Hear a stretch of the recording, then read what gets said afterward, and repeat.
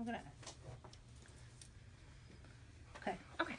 My name is Brenda Henderson, and this is Michelle Robinson. Can you tell us a little bit about what you do? I work here at Wonderview. I am the dyslexic therapist here for the school district, but I also am the district testing coordinator, and I do RTI for our campus. Okay, thank you. Okay, so would you briefly describe what RTI is? Okay, I don't know if you can briefly describe it, but RTI is a pyramid structure that, oops. Is it still going? Mm-hmm. RTI is a pyramid structure where in that bottom part of the pyramid, it's for your whole classroom instruction. That whatever the classroom teacher decides to teach with their objectives during the day. Well, if that classroom teacher decides that, okay, I have a student that is not getting that information, then instead of that classroom teacher reteaching that information to the kid, which they can do, they can also send them to the next tier of RTI, which should be an interventionist or someone to help that student, and they get additional one-on-one attention in order to meet those objectives and goals. When you have a kid that's going through the second part of RTI and they still are not meeting the classroom objectives with that additional help and support, that's when the last tier of RTI should come in place and give that kid, find out, there needs to be testing that's being done to find out if there's any type of learning difference or disability that is there that the student is being impacted by. And then with that testing, a team needs to decide, okay, is tier 3 intervention where the child needs to go along with the other layers of support. So they can have tier 3, tier 2, and tier 1 all at the same time. And this is a pyramid that's in place before we place a child in special education. We want to catch those before they fall, but we also want to do everything we can before a child needs to be tested and placed. Okay. So that kind of leads into the next question. Why is RTI so important? Because too many kids are being identified for special ed, or so that's what I'm being told. If the classroom teacher doesn't know how to teach that individual student, and RTI is not a good solid structure where intervention is meeting the needs of those classroom objectives, you still can see gaps in the learning of the student, and it still looks like they need special ed, where they just need to be retaught maybe in a different way. Extra intervention. Mm-hmm. Okay, and you already covered the RTI process. You did really well with that already, so I won't ask you that again. And then what is the ultimate goal, do you feel like, of RTI? What is the hoped outcome? To remediate our kids and keep them on grade level and give them all the support they need so that we don't have students that are, it keeps falling, so we don't have students who are dropping out of school, or they feel like they're not good enough. It's a self-esteem issue. We want to keep self-esteem up as well as we can. We want the children to feel that they are just as able to make a difference and that they're not stupid. Right, which is a big deal. Right. Yeah. So again, it's an emotional, but that idea and that label of going to special ed sometimes for high school kids is very emotional for them. So I think the goal is do everything we can to make that child feel that they are valid and as worthy as anybody that's in that classroom. Okay. Now, what do you think is the best way to get parents involved in this process? Well, I think if you've got a parent who knows that their child is struggling, they're willing to do anything they can to help them in RTI. So you've got to keep your parents involved.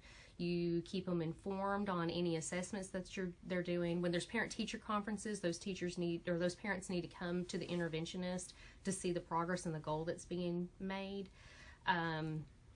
Just keep them informed on everything. If we don't tell them, they think everything's all right. Everything's fine. Yes.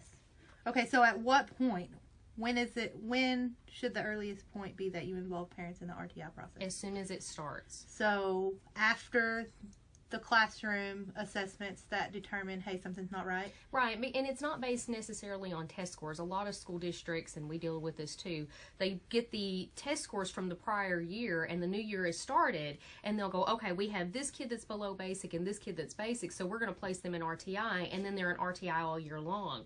Instead of looking at those objectives and saying, we're going to remediate you on those objectives, and we're going to work with you more in the classroom on these objectives, so that new teacher knows where they need to focus more attention to, and then we see if we can bring that child up. So basically, anytime you see a struggle, that would be the perfect point. Struggle, right? And RTI should be a fluid system. So if there's not a stop and start, you shouldn't place a child in RTI and keep them in RTI forever. You should work with that classroom teacher, and the interventionist work with the classroom teacher and say, okay, let's work on these objectives. Then we remediate the objectives until the child goes, oh, it makes sense now, I've got it. We keep them and we take them out of RTI until there's another issue. But if we continuously see week after week after week that there's an issue that hasn't been resolved, then that's a student that needs to go to Tier 3. Okay, so what role would the regular classroom teacher play in this part? They play the biggest role there because they have to teach the class, they have to know what their frameworks and objectives are, and then they have to provide documentation to the interventionist that shows that that child is not meeting their expectations.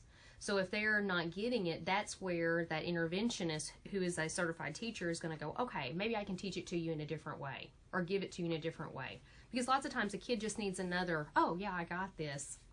It could be another, it doesn't have to be an interventionist. If you've got two science teachers, it could be the other science teacher teaching it to them. And then you document it that you did RTI to meet that objective for that student.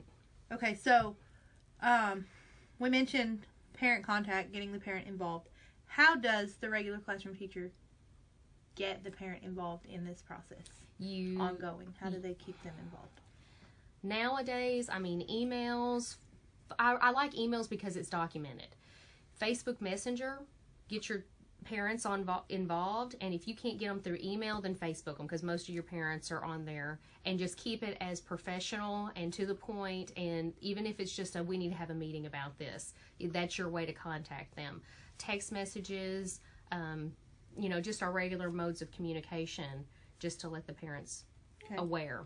Now, what role would you say the special education teacher would have in this process? So we've got a kid that was in the regular classroom, and then they went through the whole entire RTI process, and then they're going to special ed, right?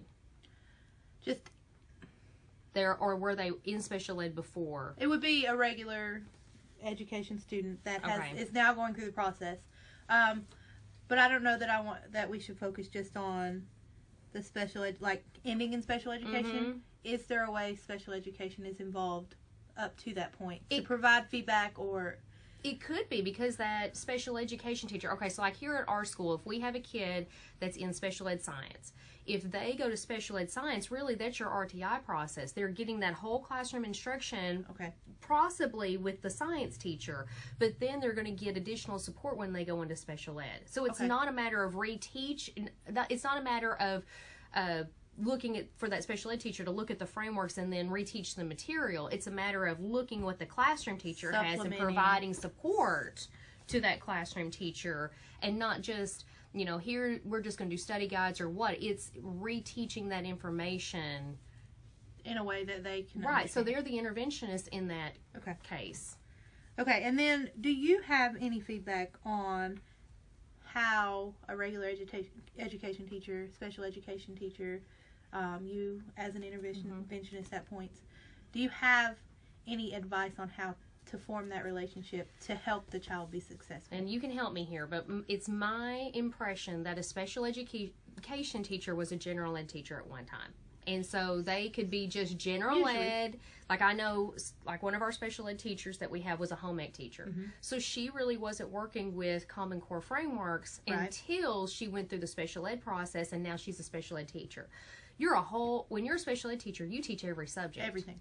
Everything. So there needs to be that interaction between special ed and your core content teachers so that they know that as a special ed teacher, I'm support to them. I'm to help them, but you may have to teach me what I need to know because I was the home ec teacher before I became the special ed teacher. Or I was the English teacher, and now I'm responsible for math and science. Right, and you're not an expert in that area, so you work with those other teachers in order to become that support for them, not necessarily the expert. Now, if you've got a kid that only goes to special ed and they don't go to special ed math, then you have to become the expert. But then that's where special ed needs to go, okay, if you got two teachers, okay, this teacher was good in math, so you're going to get all math. I'm going to get all literacy. And then you work together. So there has to be teams that are created and involved and worked in the school in order for everybody to meet the needs of that one student.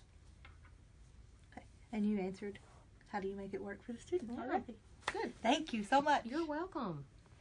I wish that we could all just get together and, make it work. It sounds like